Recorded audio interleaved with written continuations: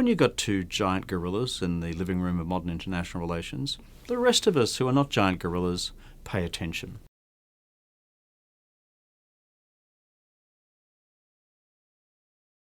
What I fear most is that we now have a generation of folks, and probably several generations of folks, for whom the prospect or the possibility of conflict or war just exists somewhere in the history books.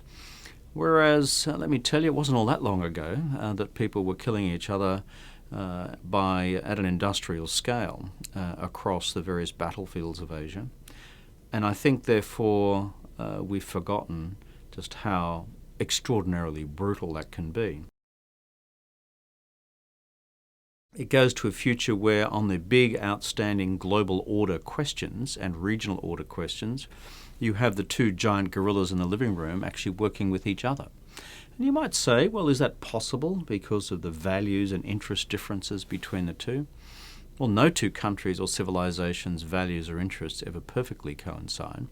The question is one of sufficiency in the degree to which they coincide.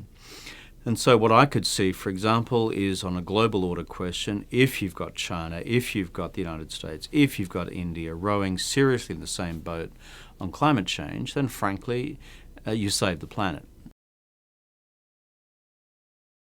What has surprised me most in the conduct of this study is to discover just how deeply entrenched the stereotypes are on the part of Chinese policy elites towards America and American policy elites towards China, and people, perhaps just by natural instinct, arriving at worst-case scenario planning.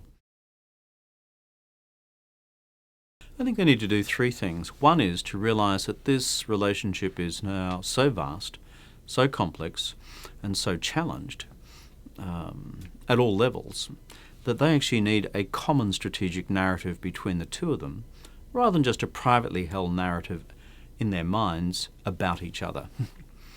And you might say, well, that kind of makes sense. That's why you put out joint communiques and joint statements. Well, frankly, in the history of the last 40 years or so of the U.S.-China relationship, there have been a total of 3 communiques. The last one was quite some time ago.